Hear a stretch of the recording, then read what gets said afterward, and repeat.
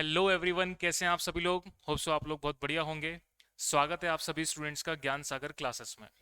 चलिए स्टूडेंट्स, आज से हम स्टार्ट कर रहे हैं इसके आगे जो हमने लास्ट क्लास के अंदर पढ़ा था। तो लास्ट क्लास में हमने फॉरेन एक्सचेंज का जो चैप्टर स्टार्ट किया था उसमें हमने क्या बातें समझी थी, इसका 2 मिनट में रीकैप करते हैं, फिर उसके बाद आज की क्लास को आगे कंटिन्यू करते हैं। लास्ट क्लास में हमने स्टार्ट किया था foreign exchange and risk management. तो 2 मिनट में मैं रीकैप करवा रहा हूँ कि क्या क्या बातें मैंने लास्ट क्लास में आप लोगों के साथ डिस्कस की थी। सबसे पहले मैंने आपको बात बताई थी साहब, फॉरेन एक्सचेंज क्या होता है। तो मैंने बताया साहब, ऐसा कोई भी ट्रांजैक्शन जिसमें फॉरेन करेंसी का इन्वॉल्वमेंट है वो सभी ट्रांजैक्शन आपके फॉरेन एक्सचेंज ट्रांजैक्शन कहलाते हैं। इसके बाद मैंने बात करी थी कि मार्केट के अंदर 3 टाइप ऑफ टायर सिचुएशन काम करती हैं जिससे हम फॉरेन करेंसी का कन्वर्जन करते हैं। 3 टायर सिचुएशन क्या क्या होती हैं? सबसे पहले आता है मार्केट, उसके बाद आता है बैंक, और तीसरे नंबर पर आता है कस्टमर। इस टायर सिचुएशन के अंदर जो फॉरेन करेंसी का एक्सचेंज का फ्रेमवर्क रहता है वो किस तरीके से रहता है। तो मैंने आपको बताया था साहब, कस्टमर को अगर कोई भी प्रकार की फॉरेन करेंसी का कन्वर्जन करना है तो वो कहाँ जाएगा? बैंक के पास। क्या कस्टमर डायरेक्टली मार्केट में जा सकता है? नहीं जा सकता। तो अगर कस्टमर को कोई भी करेंसी का ट्रांजैक्शन एक्सचेंज करना है, किसी भी प्रकार की फॉरेन करेंसी का, तो वो कहाँ जाएगा? अपना ट्रांजैक्शंस पूरा करने के लिए बैंक के पास जाएगा। इसी प्रकार अगर बैंक को कोई भी ट्रांजैक्शंस करना है या कोई फॉरेन करेंसी की नीड है या उसको बेचना है, खरीदना है, तो वो ट्रांजैक्शंस कहाँ करने जाएगा? मार्केट में जाएगा। अब जब भी बैंक और कस्टमर के बीच में ट्रांजैक्शन होगा तो हमेशा बैंक के पॉइंट ऑफ व्यू से देखा जाएगा, और जब भी मार्केट और बैंक के बीच में ट्रांजैक्शन होगा तो बड़ा कौन? मार्केट। तो मार्केट के पॉइंट ऑफ व्यू से बात की जाएगी। इसके बाद मैंने आगे कुछ रूल्स आप लोगों को बताए थे, और उस रूल्स में आगे बढ़ने से पहले ये जो मार्केट में काम किया जाता है, मतलब बैंक और कस्टमर ट्रांजैक्शन करते हैं, उस मार्केट को रिटेल मार्केट बोला जाता है। मतलब उसमें बहुत कम नंबर ऑफ ट्रांजैक्शंस देखने को मिलते हैं या छोटे अमाउंट के ट्रांजैक्शंस देखने को मिलते हैं। जहां पे जो रेट डिसाइड की जाती है उस रेट को मर्चेंट रेट बोला जाता है। और जब भी कोई फॉरेन करेंसी का ट्रांजैक्शन बैंक और मार्केट के बीच में होता है तो उसे मैं होलसेल प्राइस या होलसेल रेट बोलता हूं, क्योंकि बैंक और मार्केट के बीच में जब भी कोई ट्रांजैक्शन होंगे तो बहुत बड़े अमाउंट के ट्रांजैक्शन होंगे, इसलिए हम उसे होलसेल मार्केट बोलते हैं। तो मैंने क्या बात बताई? बैंक और मार्केट के बीच में ट्रांजैक्शन है तो उसे हम होलसेल मार्केट बोलेंगे, और कस्टमर और बैंक के बीच में कोई ट्रांजैक्शन है तो हम उसे रिटेल मार्केट बोलेंगे।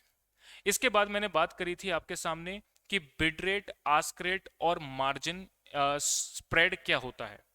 तो बिड रेट का मतलब होता है बैंक के द्वारा कोई भी फॉरेन करेंसी को खरीदा जाता है तो हमेशा बिड रेट पे खरीदा जाता है, और किसी भी फॉरेन करेंसी को अगर बेचा जाता है तो आस्क रेट पर बेचा जाता है। तो इसका मतलब बिड रेट हमेशा कम होगी आस्क रेट से, बिड रेट कम होगी आस्क रेट से, आस्क रेट क्या होगी? हमेशा ज्यादा होगी। बैंक हमेशा प्रॉफिट में काम करता है, मैंने बताया था विन विन सिचुएशन में काम करता है। तो इसका मतलब जब वो खरीदेगा तो सस्ते में खरीदेगा, बेचेगा तो महंगे में बेचेगा। एक बात मैंने आपको और बताई थी कि बिड रेट आस्क रेट के बीच में जो डिफरेंस होता है उसको हम क्या बोलते हैं? उसको हम मार्जिन बोलते हैं, जो कि बैंक के द्वारा कमाया जाता है।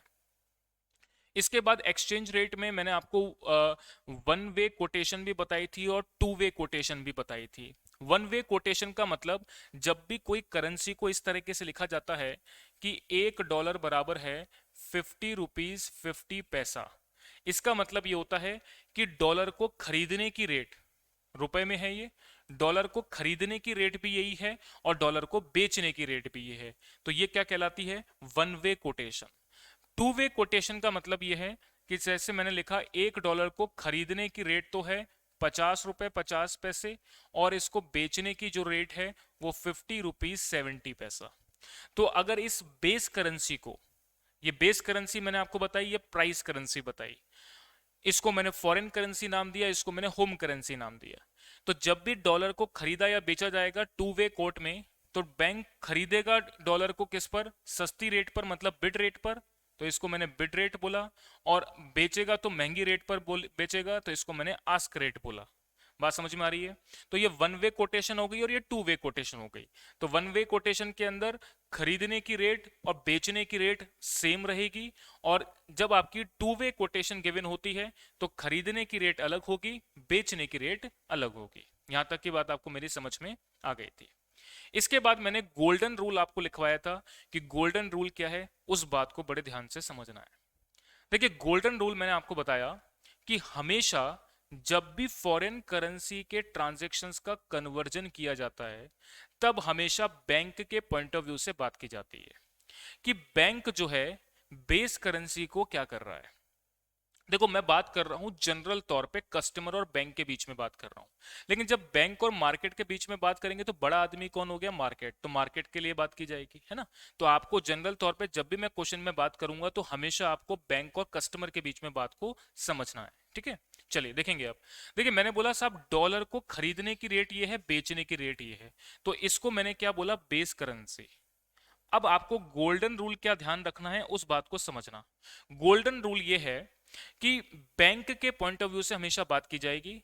अब बैंक बेस करेंसी को क्या कर रहा है, बैंक बेस करेंसी को हमेशा इस पे खरीदेगा और इस पर बेचेगा। तो ट्रांजैक्शन जब भी आपके सामने आएगा तो उससे इंटरप्रिटेशन आपको ये निकालनी है कि बैंक बेस करेंसी को खरीद रहा है कि बेच रहा है, इसके हिसाब से रेट कोटेशन तय होती है। तो ये बात मैंने आपको लास्ट क्लास में डिस्कस कर ली थी। अब इसके आगे की जो कहानी है उसको हम प्रोसीड करते हैं, समझते हैं। चलिए स्टार्ट करेंगे। तो देखिए मैंने आपको यहाँ पर बात जो समझाई थी कि बैंक बेस करेंसी को खरीदता या बेचता है तो इसका प्रोसीजर मैंने आप लास्ट क्लास में नहीं बताया था, केवल कुछ एग्जाम्पल के थ्रू आपको बातें समझाई थी। अब इसका मैं प्रोसीजर लिखा देता हूं किस तरीके से आपको इस बात को समझना है।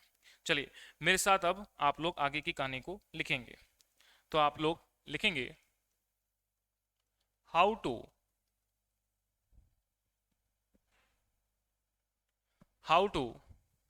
Apply two way quote, how to apply two way quote for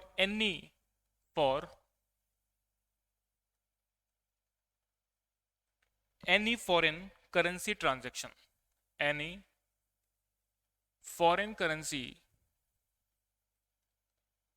transaction। पहला स्टेप आप लिखेंगे आइडेंटिफाई रिसीवेबल या पेबल, रिसीवेबल या पेबल इन ट्रांजैक्शन। आपको ट्रांजैक्शन में रिसीवेबल या पेबल को देखना है। Second, select applicable rate, select applicable rate from bank, from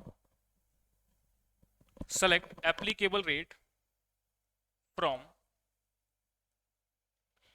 bank point of view, bank point of view. बहुत ध्यान से मेरी बात को समझना कि what will bank do, will bank do with base currency, with base currency. Bank base currency के साथ क्या कर रहा है इसको समझने की जरूरत है। बैंक बेस करेंसी को खरीद रहा है कि बैंक बेस करेंसी को बेच रहा है। चलिए स्टेप नंबर 3 लिखेंगे। स्टेप नंबर 3 में आप लिखेंगे convert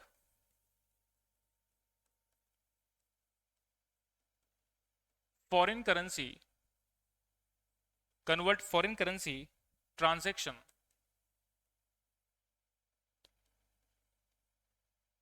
into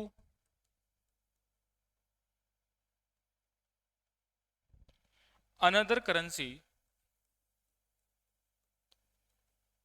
using selected rate, using selected rate।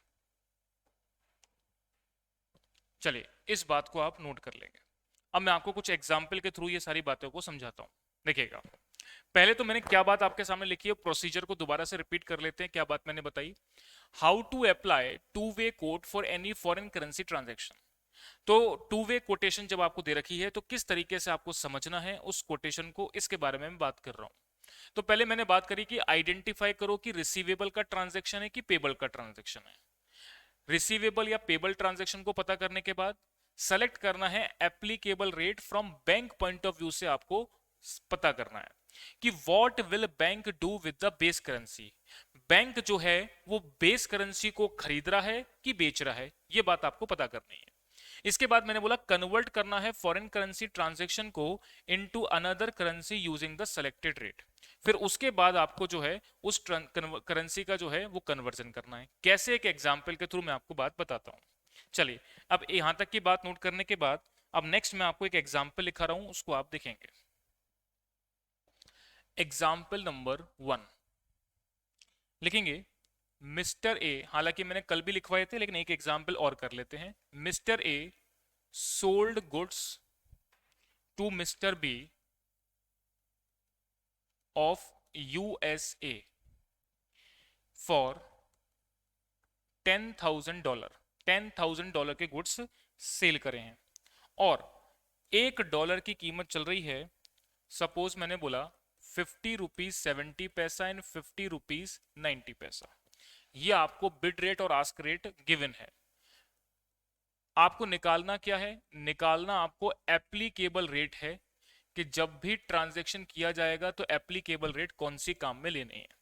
तो देखिए, मैंने आपको क्या बात बताई, सबसे पहले आइडेंटिफाई करो कि ट्रांजैक्शन रिसीवेबल है कि पेबल है। देखो ध्यान से, मैंने अगर कोई भी गुड्स को सेल किया है यूएसए को $10,000 में, तो यानी कि मुझे डॉलर क्या होगा? रिसीव होगा, तो रिसीवेबल ट्रांजैक्शन हो गया। अब डॉलर मेरे पास आएगा तो डॉलर को मैं क्या करूंगा? बैंक के पास जाके कन्वर्ट करवा लूंगा रुपए में। तो मैं डॉलर को क्या कर रहा हूं? बेचने जा रहा हूं। लेकिन मेरे पॉइंट ऑफ व्यू से नहीं देखना है, किसके पॉइंट ऑफ व्यू से देखना है? बैंक के पॉइंट ऑफ व्यू से देखना है। अगर मैं डॉलर बैंक के पास बेचने जा रहा हूं, क्योंकि डॉलर मुझे रिसीव होगा, अगर मैं डॉलर बैंक के पास बेचने जा रहा हूं तो बैंक डॉलर को क्या कर रहा है?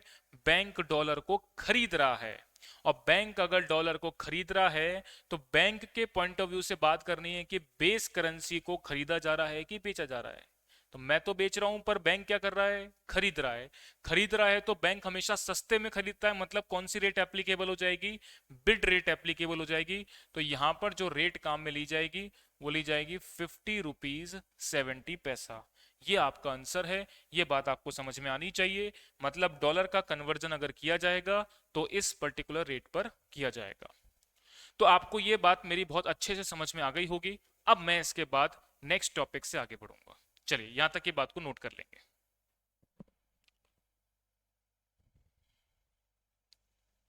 सभी स्टूडेंट की यहां तक की बात नोट हो गई। अब मैं आगे की बात करता हूं, ध्यान से नेक्स्ट पॉइंट को देखेंगे। चलिए, नेक्स्ट पॉइंट हम देखते हैं। नेक्स्ट टॉपिक आपका जो है, अब मैं उसकी बात करूंगा, type of exchange rate. Exchange rate quotation. Exchange rate quotation जो है कितने टाइप्स की होती है, अब मैं इसके बारे में बात कर रहा हूं। तो देखिएगा, तो मैंने बात करी, एक तो होती है डायरेक्ट कोट और एक होती है इनडायरेक्ट कोट। एक तो होती है डायरेक्ट कोट और एक होती है इनडायरेक्ट कोट। चलिए, क्या होता है इसके बारे में समझते हैं। देखिएगा, डायरेक्ट कोट होती है 1 यूनिट ऑफ फॉरेन करेंसी बराबर होगा how many units of home currency. इसी प्रकार से इनडायरेक्ट कोट में लिखा जाएगा 1 यूनिट ऑफ होम करेंसी बराबर होगा how many units of foreign currency. Units of foreign currency. आगे लिखेंगे, direct quote and direct quote and indirect quote, direct quote and indirect quote reciprocal to each other. ये दोनों क्या होते हैं, एक दूसरे के जस्ट उलट होते हैं। चलिए, तो अब यहां पर आप मेरे एक रूल को लिख लेंगे जिसको आपको ध्यान रखना है। क्या ध्यान रखना है, इसको देखेंगे आप। Due to reciprocal, due to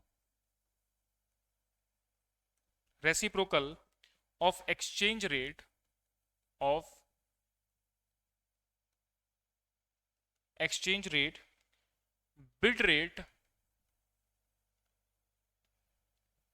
become ask rate, become ask rate and ask rate and ask rate become bid rate and ask rate क्या बन जाएगी, bid rate बन जाएगी। चलिए, अब एक पहले तो यहां तक की बात को समझते हैं, फिर एक एग्जांपल से इस बात को हम डिटेल में समझेंगे। चलिए, अब मेरी बात को बड़े ध्यान से बेटा सुनिएगा। मैंने बताया साहब type of exchange rate quotation कितने टाइप की होती है, तो मैंने बताया आपको एक तो होती है डायरेक्ट कोट और एक होती है इनडायरेक्ट कोट। डायरेक्ट कोटेशन का मतलब क्या, जैसे मैंने एग्जाम्पल के रूप में लिखा कि $1 बराबर दे रखा है आपको ₹50.50/50.70, तो ये हो गई डायरेक्ट कोटेशन। डायरेक्ट कोटेशन का मतलब जिस भी फॉरेन करेंसी को खरीदा जा रहा है या बेचा जा रहा है उसकी क्या कोटेशन है। तो यहां पर फॉरेन करेंसी है डॉलर, डॉलर को खरीदने की रेट ये है, डॉलर को बेचने की रेट ये है। तो मैंने बोला एक यूनिट ऑफ फॉरेन करेंसी बराबर होगा how many units of home currency. तो यहां पे एफसी और एचसी का मतलब क्या है, तो आप यहां पर स्टार मार्क करके लिख लेंगे, स्टार मार्क करके लिख लेंगे कि एफसी का मतलब है फॉरेन करेंसी और एचसी का मतलब है होम करेंसी, होम करेंसी। चलिए, मेरी बात आप लोगों को क्लियर होनी चाहिए। इसी प्रकार से इनडायरेक्ट कोट का मतलब क्या है कि how many units of home currency बराबर होंगे कितने यूनिट ऑफ फॉरेन करेंसी के। तो अब बात ये आती है कि सर अगर डायरेक्ट कोटेशन से इनडायरेक्ट कोट के अंदर कन्वर्ट करना है तो कन्वर्ट किया जा सकता है क्या, बिल्कुल किया जा सकता है। उस प्रोसीजर को मैं एक एग्जांपल से आपको समझाता हूं, तो देखिएगा। तो मैंने आगे बात बोली कि direct quote and direct coat जो होते हैं वो रेसिप्रोकल होते हैं एक दूसरे के, पर रेसिप्रोकल कैसे करना होता है इस बात के लिए मैंने एक रूल बताया। Due to reciprocal of exchange rate bid rate become बन जाएगी ask rate and ask rate बन जाएगी बिड रेट। कैसे, इस बात को हम समझते हैं। तो देखिएगा, बहुत ध्यान से मेरी बात को सुनेंगे। सबसे पहले मैंने बात करी साहब डायरेक्ट कोट की। डायरेक्ट कोट जो है वो आपको दे रखा है, क्या दे रखा है कि $1 बराबर है ₹50.50/50.70। तो ये हो गई बिड रेट, ये हो गई आस्क रेट। मैंने आपको बताया हमेशा बिड रेट कम होगी, आस्क रेट ज्यादा होगी। तो अब देखो मैं क्या काम कर रहा हूं, इसको मैं इनडायरेक्ट कोट में कन्वर्ट कर रहा हूं, इनडायरेक्ट कोट में कन्वर्ट कर रहा हूं। तो इनडायरेक्ट कोट में कन्वर्ट करने के लिए मुझे क्या करना पड़ेगा, इस बात को ध्यान से सुनना। यानी इनडायरेक्ट कोट में मुझे बताना है कि ₹1 बराबर कितने डॉलर के होगा। अभी $1 बराबर रुपया दे रखा है, तो अब मुझे रुपया बराबर देखना है कि कितने डॉलर के होगा। तो मेरी बात को बड़े ध्यान से सुनेंगे। मैंने बताया साहब ये जो आस्क रेट है वो तो बन जाएगी बिड, और जो बिड रेट है वो क्या बन जाएगी, आस्क रेट। लेकिन ये दोनों एक दूसरे के क्या होते हैं, रेसिप्रोकल होते हैं, उल्टे होते हैं। तो इसका मतलब मैं इसको लिखूंगा क्या, 50.70 का रेसिप्रोकल, और इसको मैं लिखूंगा 1/50.50, 50.50 का रेसिप्रोकल। इतनी बात मेरी क्लियर हुई। तो इसका मतलब ये तो आपकी बन गई अब बिड रेट, और ये आपकी बन गई क्या, आस्क रेट। चलिए, अब इसको अपन सॉल्व कर लेते हैं। चलिए देखेंगे अब इसको अपन सॉल्व कर लेते हैं। तो मैंने लिखा 1 डिवाइडेड बाय 50.50, तो ये आपके पास आ रही है 0.0198। इसी प्रकार से 1 डिवाइडेड बाय 50.50, तो ये आ रही है 0.0,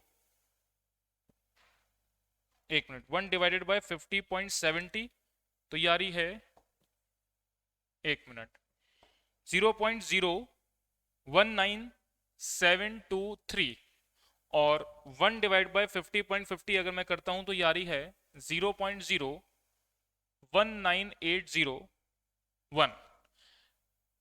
तो देखिएगा यहां पर आपके पास बिड रेट कम है, आस्क रेट ज्यादा है, तो 1 रुपए की कीमत जो है मैंने यहां पर डॉलर में निकाल ली, और ये आपकी कोटेशन क्या कहलाती है? इनडायरेक्ट कोटेशन कहलाती है। चलिए यहां तक की बात समझ में आनी चाहिए। तो क्या बात है, बड़ी सिंपल क्रक्स बात जो आपको ध्यान में रखनी है वो क्या है? डायरेक्ट कोटेशन आपको गिवन है, इसको इनडायरेक्ट कोटेशन में कन्वर्ट करना है। तो 1 यूनिट ऑफ होम करेंसी बराबर कितने यूनिट ऑफ फॉरेन करेंसी के होगा, ये इनडायरेक्ट कोटेशन है। कन्वर्ट करने के लिए आस्क रेट का रेसिप्रोकल कर देंगे और ये बिड रेट बन जाएगा। बिड रेट का रेसिप्रोकल कर देंगे तो ये क्या बन जाएगा? आस्क रेट बन जाएगा।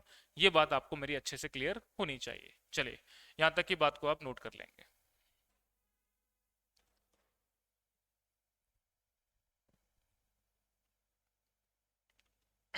चलिए यहां तक की बात सभी को क्लियर है। अब मैं आगे बढ़ रहा हूं नेक्स्ट पार्ट पर। चलिए यहां तक की बात क्लियर होने के बाद अब मैं नेक्स्ट कॉन्सेप्ट पे आगे बढ़ रहा हूं। नेक्स्ट कॉन्सेप्ट जो है वो मैंने आपको बताया, concept of exchange margin. Concept of exchange margin. Exchange margin क्या होता है, अब मैं इसके बारे में बात कर रहा हूं। देखेंगे तो लिखेंगे exchange margin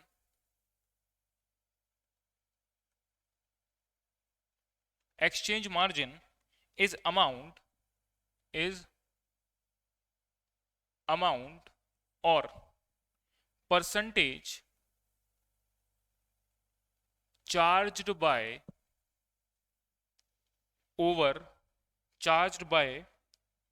bank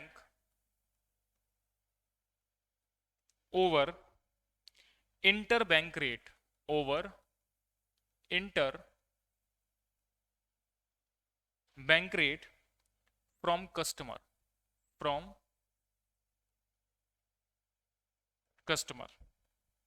with the help of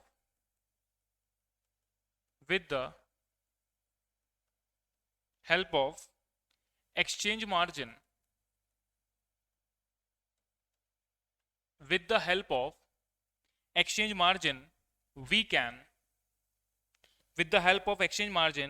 can derive merchant rate.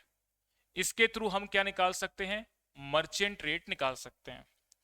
तो मर्चेंट रेट क्या होगी? बड़े सिंपल शब्दों में अगर मैं आपसे बात करूं, मर्चेंट रेट का मतलब बैंक और कस्टमर के बीच में जो भी ट्रांजैक्शन होगा उसकी क्या एक्सचेंज रेट आपको कंसीडर करनी है, वो आपकी मर्चेंट रेट कहलाती है। ठीक है ना?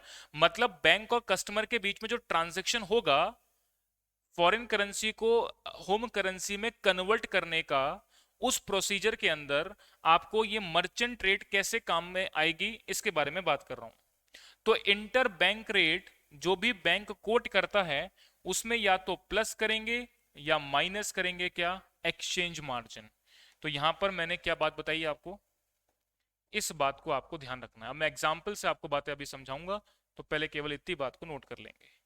यहां पर IBR का मतलब मैं जब भी यूज करूंगा तो आपको क्या समझना है कि मैं बात कर रहा हूं इंटर बैंक रेट की, और जब मैं EM लिखूंगा तो आपको क्या समझना है कि मैं बात कर रहा हूं एक्सचेंज मार्जिन की। हाँ जी, मेरी बात आप लोगों को क्लियर होनी चाहिए, बात समझ में आनी चाहिए। चलिए अब हम इसके बाद आगे की बात करते हैं कि एक्सचेंज मार्जिन के लिए क्या रूल्स आपको ध्यान में रखने हैं। तो देखिएगा, अब बात करते हैं rules for exchange margin. Exchange margin के क्या रूल्स आपको ध्यान में रखने हैं, अब हम इसकी बात करते हैं, तो इसको आप देखेंगे ध्यान से। चलिए सबसे पहला point, exchange margin must be added. अब ये ऐड क्यों किया जाता है, इसका लॉजिक और रीजन मैं आपको बताऊंगा। Added to selling rate to derive merchant rate. Derive merchant rate. और पॉइंट नंबर 2 आप लिखेंगे exchange margin should B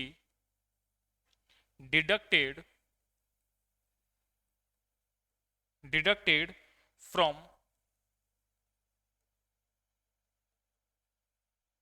buying rate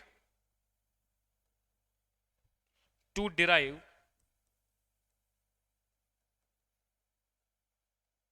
merchant rate. चलिए, हाँ जी, अब आप पहले यहां तक की बात को नोट करेंगे। क्या बात मैंने बताई इसको एक बार समझते हैं। देखिएगा, देखिए मैंने आपको बताया रूल्स फॉर एक्सचेंज मार्जिन के रिगार्डिंग क्या बात आपको समझनी है, मर्चेंट रेट निकालनी कैसे है इसके बारे में बात कर रहा हूं मैं। तो एक्सचेंज मार्जिन को हमेशा ऐड किया जाएगा सेलिंग रेट में टू डिराइव मर्चेंट रेट को डिराइव करने में। मर्चेंट रेट निकालने के लिए हमेशा सेलिंग प्राइस के अंदर एक्सचेंज मार्जिन को ऐड किया जाता है। और अगर मैं बात करता हूं मर्चेंट रेट निकालने के लिए एक्सचेंज मार्जिन को हमेशा डिडक्ट किया जाता है बाइंग रेट में से। अब ये बात तो रूल हो गया, लेकिन इसका कॉन्सेप्ट क्या है, कैसे ध्यान रखना है, सब बातें लॉजिकली बातों को समझना है, रटना कुछ नहीं है। हमको हमेशा बात को समझना है, कॉन्सेप्ट क्या बोलता है, और उसके बाद उसको रट लेना है। तो इससे क्या होगा, आपका जो काम करने का तरीका होगा या क्वेश्चन को फ्रेम करने का तरीका होगा, बनाने का तरीका होगा, वो बस फास्ट हो जाएगा। और रटना कुछ नहीं होता, जब भी आप प्रैक्टिस करेंगे क्वेश्चंस की तो बार बार करने के कारण से आपको क्या होगा, वो चीज दिमाग में सेट हो जाएगी। तो आपके लिए रटना कुछ नहीं होगा, बस प्रैक्टिस से वो चीज परफेक्ट हो जाएगी। सिंपल बात आपको ये समझनी है।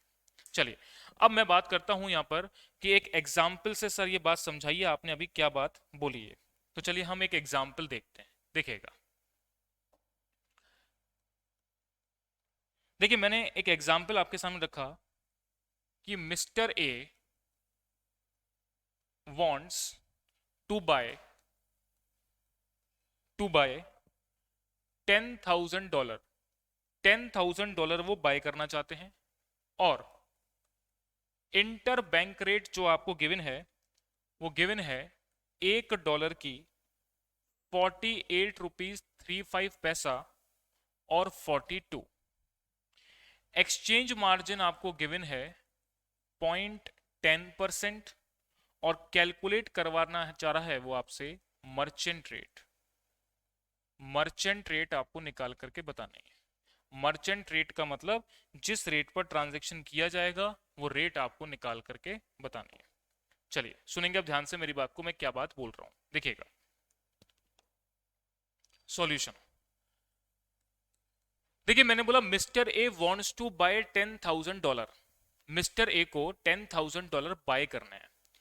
अगर डॉलर आप बाय करने जाएंगे बैंक के पास, तो बैंक डॉलर को क्या कर रहा होगा, बेच रहा होगा। बात समझ में आ रही है।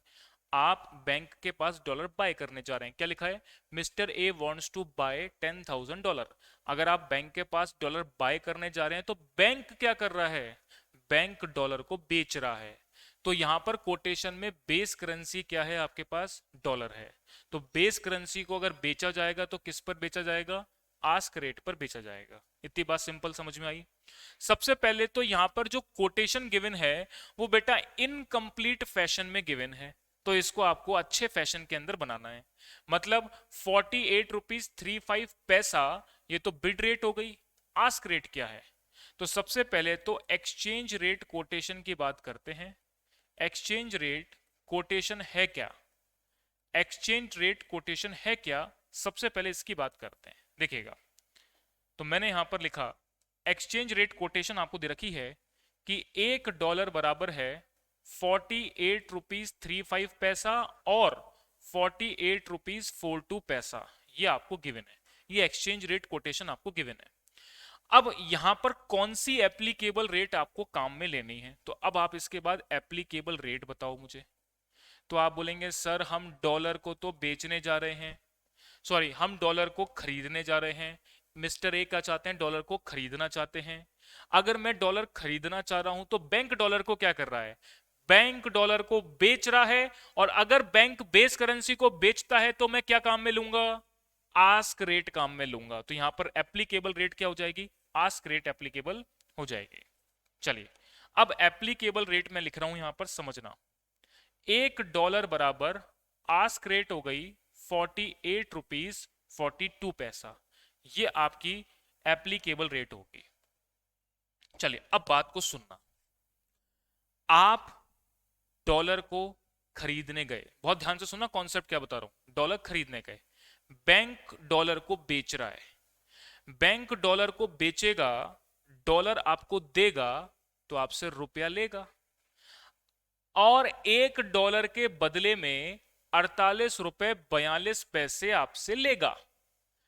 एक्सचेंज मार्जिन का पैसा जो कमाना चाहता है, वो एक्सचेंज मार्जिन का पैसा जो वो कमाना चाहता है, वो इस पे जोड़ करके लेगा, इस पर जोड़ करके लेगा।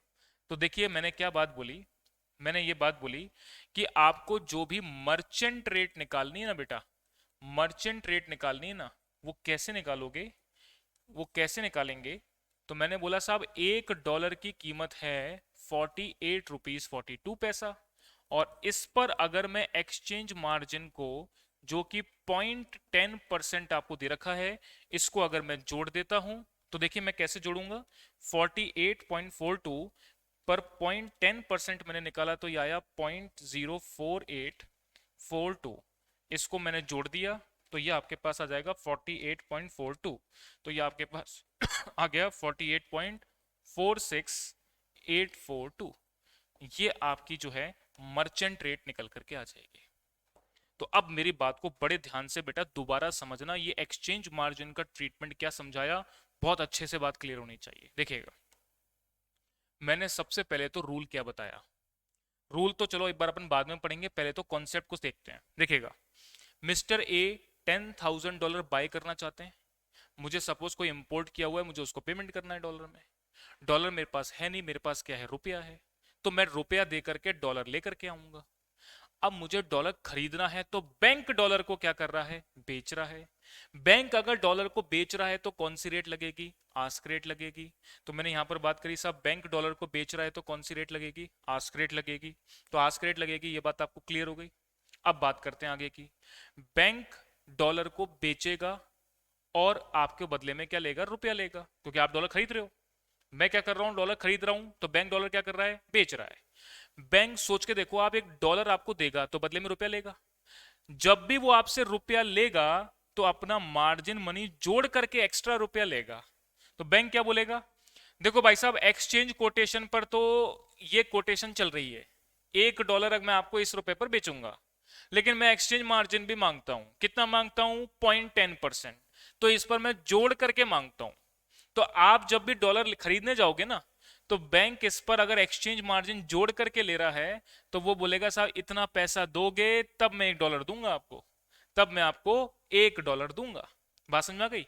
तो मेरी बात क्या समझ में आई, बड़े सिंपल से ध्यान से समझना कि बैंक जब बेचता है, बैंक जब बेचता है तो एक्सचेंज मार्जिन को जोड़ करके देता है। Exchange margin must be added to selling rate to derive the merchant rate. तो हमेशा आस्क रेट में, सेलिंग रेट में एक्सचेंज मार्जिन जोड़ा जाता है। सेलिंग रेट में, आस्क रेट में हमेशा एक्सचेंज मार्जिन जोड़ा जाता है। यह बात बेटा आप लोगों को मेरी क्लियर होनी चाहिए। चलिए अब एक ट्रांजैक्शन जस्ट इसका उलट करते हैं अपन, ठीक है। चलिए पहले आप यहां तक की बात नोट करके सभी विद्यार्थी मुझे रिप्लाई करके बताएंगे क्या आप सभी स्टूडेंट्स को मेरी बात यहां पर समझ में आ रही है। बहुत ध्यान से आपको मुझे रिप्लाई करके बताना है। सभी स्टूडेंट के रिप्लाई मेरे पास प्रॉपर आ रहे हैं, सभी को मेरी बातें क्लियर हैं, बहुत अच्छी बात है, बहुत बढ़िया बात है। चलिए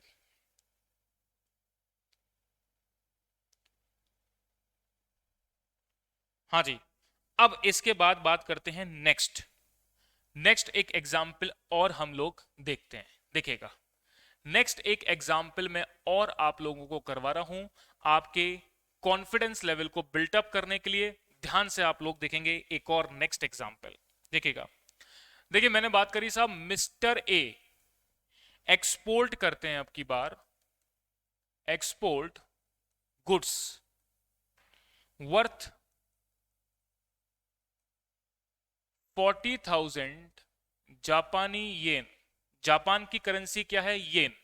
एक्सपोर्ट करते हैं और इंटर बैंक रेट आपको दे रखी है, एक येन की कीमत दे रखी है ₹65.4321/30। एक्सचेंज मार्जिन आपको दे रखा है 0.08% और कैलकुलेट करना है मर्चेंट रेट। मर्चेंट रेट आपको निकालनी है, कैलकुलेट करना है मर्चेंट रेट फॉर किसके लिए, मिस्टर ए के लिए आपको निकालनी है। चले अब कैसे करेंगे इस बात को बड़े ध्यान से समझते हैं। देखिएगा अब ट्रांजैक्शन कैसे काम कर रहा है, बड़े ध्यान से सामने स्क्रीन की तरफ देखेंगे। देखिएगा सबसे पहले मुझे एक्सचेंज रेट कोटेशन पता करने की चल क्या रही है। तो सबसे पहले मैं बात कर रहा हूं बेटा एक्सचेंज रेट की। एक्सचेंज रेट है क्या, तो एक्सचेंज रेट तो इनकम्प्लीट फैशन में दे रखी है, तो मैंने इसको लिखा एक जापानी येन बराबर है ₹65.4321 ऑब्लिक रुपीज, इसको आप लिखेंगे 65.4321 की जगह क्या आ जाएगा 30। तो ये तो क्या हो गई बिड रेट, ये क्या हो गई आस्क रेट। हमेशा आस्क रेट क्या होती है, बिड रेट से ज्यादा होती है। चलिए अब इसके बाद बात करते हैं कि जो एक्सचेंज रेट कोटेशन है इसमें कौन सी एप्लीकेबल रेट आपको काम में लेनी है। तो बड़े ध्यान से सुनना, एप्लीकेबल रेट को ही डिसाइड करना आपको समझ में आना चाहिए। देखिएगा मैंने बोला मैंने गुड्स एक्सपोर्ट करे जापानी येन में, जापान के किसी कस्टमर को गुड्स एक्सपोर्ट करे, एक्सपोर्ट करूंगा तो मुझे येन में करेंसी क्या होगी, रिसीव होगी। रिसीव होगी, अब येन की करेंसी मुझे रिसीव हो गई, मुझे चाहिए क्या इंडिया में चलाने के लिए रुपया। तो अब मेरे को अगर येन रिसीव हुआ है तो मैं इस येन को बैंक के पास बेचने जाऊंगा, लेकिन बैंक क्या कर रहा है, बेस करेंसी को, बैंक येन को क्या कर रहा है, खरीद रहा है। मैं तो बेचने जाऊंगा क्योंकि मैंने एक्सपोर्ट किया, एक्सपोर्ट किया तो मुझे येन मिला, मैंने बैंक को बेचने गया तो बैंक येन को क्या कर रहा है, खरीद रहा है। बैंक जब भी खरीदता है हमेशा सस्ती रेट पे खरीदता है, मतलब किस पे खरीदता है, बिड रेट पे खरीदता है। ये बात आपको मेरी समझ में आनी चाहिए। तो एप्लीकेबल रेट क्या होगी, एप्लीकेबल रेट क्या होगी, एक येन बराबर ₹65.4321, ये आपकी एप्लीकेबल रेट होगी, इस पर खरीदा जाएगा। चलिए आगे की बात करते हैं। अब आपको निकालनी क्या है, मर्चेंट रेट। देखिएगा ध्यान से मर्चेंट रेट कैसे निकालेंगे। देखिएगा मर्चेंट रेट कैसे निकालेंगे, एक येन की कीमत है ₹65.4321। अब एक्सचेंज मार्जिन को जोड़ना है कि घटाना है, सुनना ध्यान से, बहुत ध्यान से सुनना, ये है मोटा पॉइंट जो आपको समझना है। मेरे पास जापानी येन आया, मैं जापानी येन बैंक को बेचने गया, बैंक येन को खरीद रहा है, बैंक येन को खरीदेगा मतलब मैं येन दूंगा, मैं येन दूंगा, भाई मैं येन दूंगा, येन की करेंसी है मेरे पास, मैं येन दूंगा तो बैंक क्या करेगा, उसको खरीदेगा, और खरीद के बदले में देगा क्या, रुपया देगा। और जब भी बैंक रुपया देगा तो वो अपना एक्सचेंज मार्जिन काट करके वापस करेगा। मेरी बात समझ में आ गई। देखो जब वो लेता है तो जोड़ करके लेगा, और जब वो बैंक देगा यानी एक येन को जब वो बेचेगा तो ये रुपया देगा आपको, और जब वो रुपया देगा ना आपको तो वो एक्सचेंज मार्जिन काट करके देगा, अपने हिस्से का जो प्रॉफिट है वो काट करके देगा। इसका मतलब इसमें से आप एक्सचेंज मार्जिन को लेस करेंगे, और वो एक्सचेंज मार्जिन कितना है, एक्सचेंज मार्जिन कितना है, तो आप बोलेंगे 0.08% आपका एक्सचेंज मार्जिन है। तो देखिएगा ध्यान से, तो मैंने बोला 65.4321 का 0.08% आपके पास आ रहा है 0.05234। तो यहां पर आप लेस कर देंगे 65.4321 और इसमें से मैंने माइनस कर दिया 0.05234। तो यहां पर लेस करने के बाद मुझे क्या मिला, तो आप ये बोलेंगे 65.37976। ये आपकी क्या आ गई, ये आपकी क्या आ गई, मर्चेंट रेट आ गई। इस पर ट्रांजैक्शन बैंक के द्वारा किया जाएगा। तो बेटा मेरी बात आप सभी स्टूडेंट्स को क्लियर होनी चाहिए, बात समझ में आनी चाहिए कि एक्सचेंज मार्जिन की कोटेशन का एडजस्टमेंट हम अपनी मर्चेंट रेट को निकालने के लिए या फाइनल सेटलमेंट रेट को निकालने के लिए कैसे करते हैं, ये बात आप लोगों को क्लियर होनी चाहिए। चलिए यहां तक की बात सभी स्टूडेंट नोट कर लेंगे, बात समझ में सबको आनी चाहिए।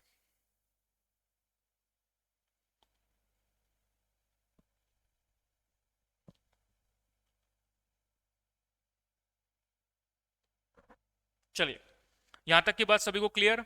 अब मैं आगे बढ़ रहा हूं नेक्स्ट पार्ट पर, बहुत ध्यान से सुनेंगे। अब नेक्स्ट टॉपिक पे हम आगे बढ़ते हैं।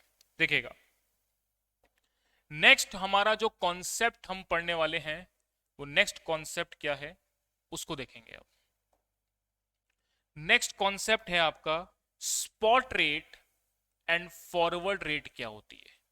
बेटा मैं कई सारी टर्मिनोलॉजी जो फॉरेन करेंसी के अंदर यूज की जाएंगी या फॉरेन ट्रांजैक्शंस के अंदर यूज की जाएंगी, इन सारी टर्मिनोलॉजी को विद एग्जांपल एक्सप्लेन मैं आपको कर रहा हूं ताकि आप सारी चीजों को अच्छी तरह से समझ सकें, ताकि जब क्वेश्चन बनेगा तब आपको ये सारी बातों को अप्लाई करना आना चाहिए।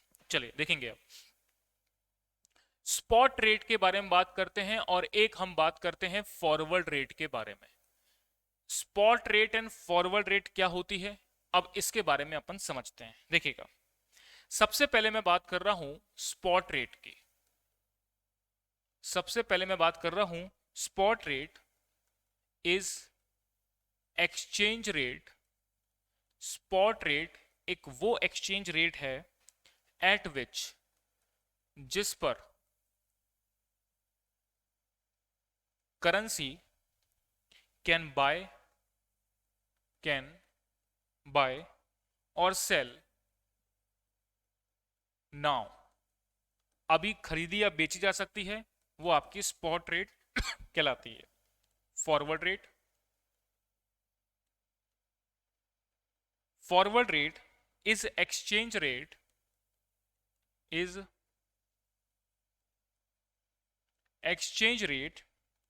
which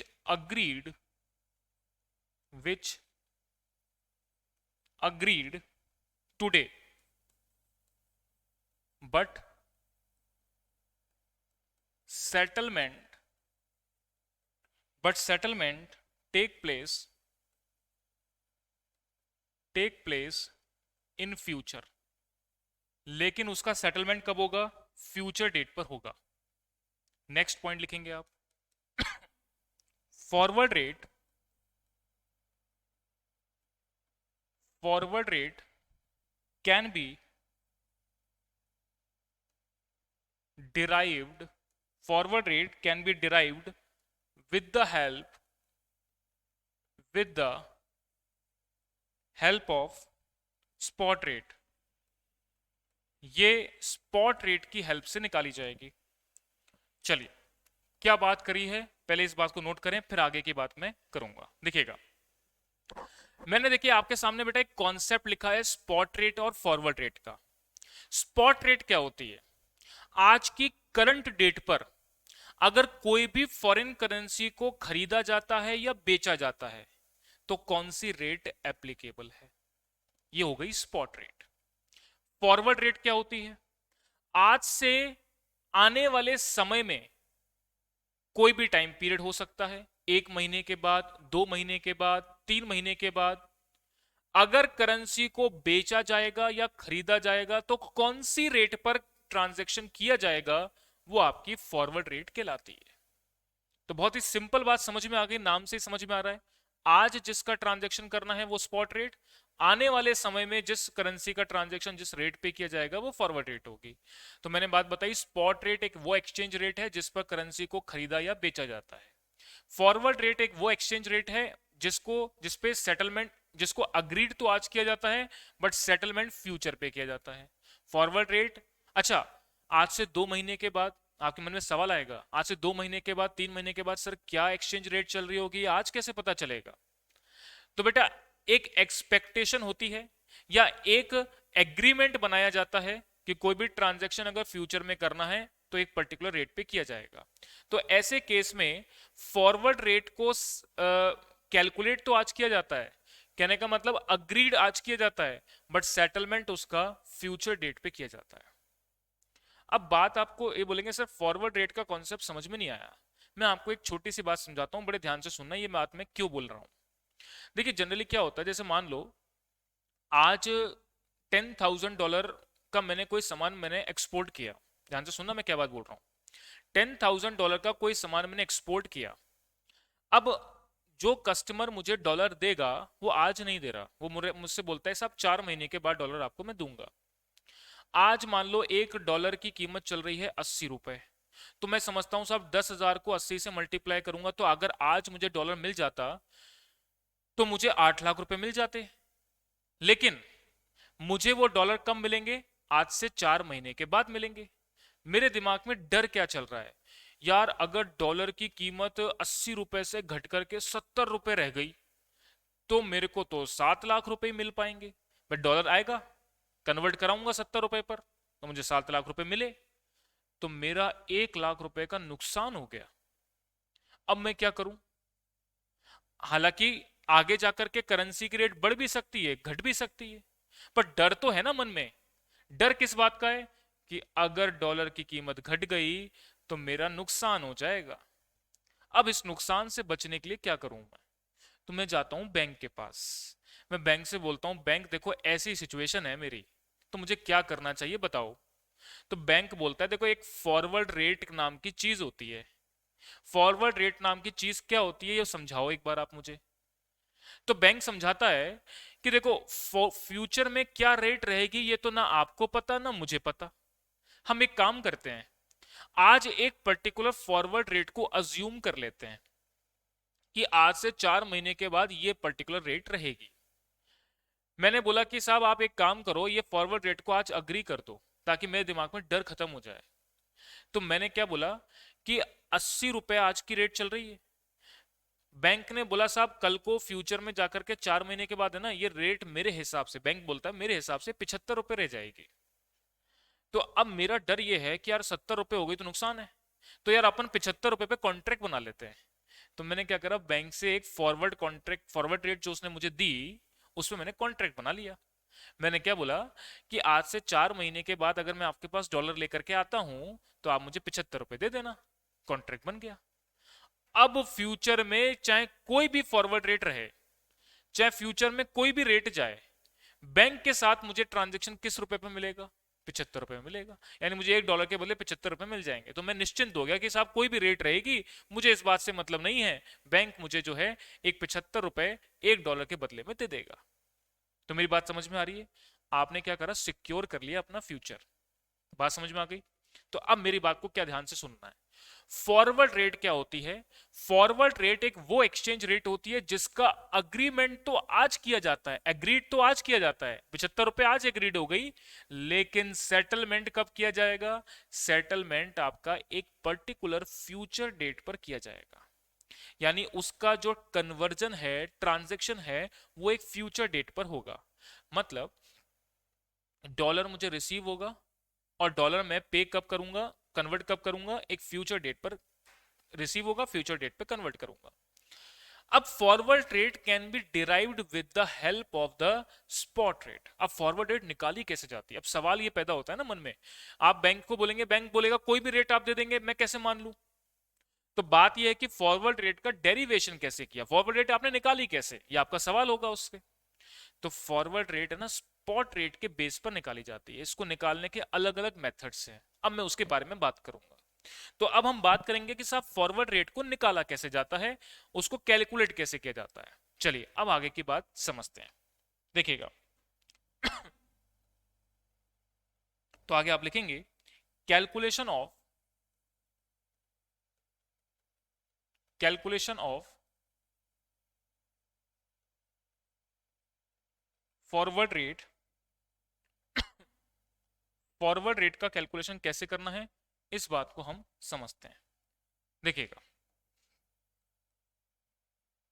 सबसे पहले मैंने बात करी, एक होती है आउटराइट फॉरवर्ड रेट, एक तो होती है आउटराइट फॉरवर्ड रेट, और एक होती है derived forward rate. Derived forward rate. एक आउटराइट फॉरवर्ड रेट होती है और एक डिराइव्ड फॉरवर्ड रेट होती है। चलिए अब बात करते हैं इसमें। When agreed forward rate is given in question, अगर वो रेट क्वेश्चन में गिवन है, it is known as outright forward rate. It is known as outright forward rate. उसको हम outright forward rate कहेंगे। नेक्स्ट लिखेंगे आप, when we derived forward rate with the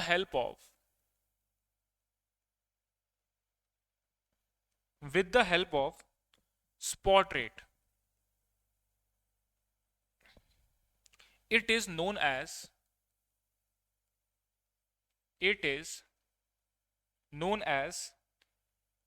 derived forward rate, और इसको हम derived forward rate कहेंगे। चलिए इस बात को आप मेरी यहां तक की नोट कर लेंगे।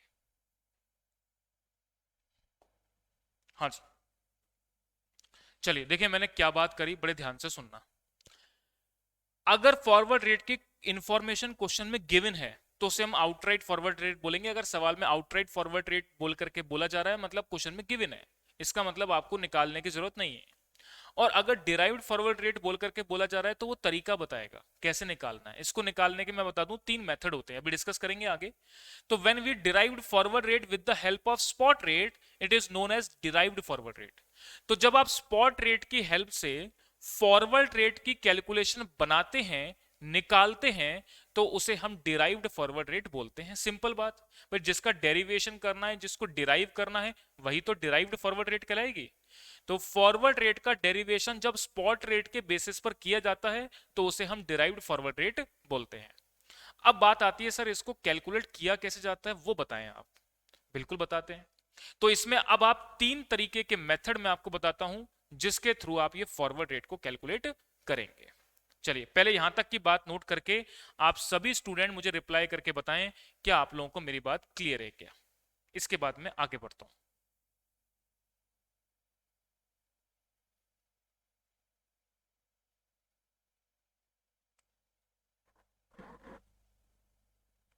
चलिए यहां तक की बात सभी स्टूडेंट को क्लियर है।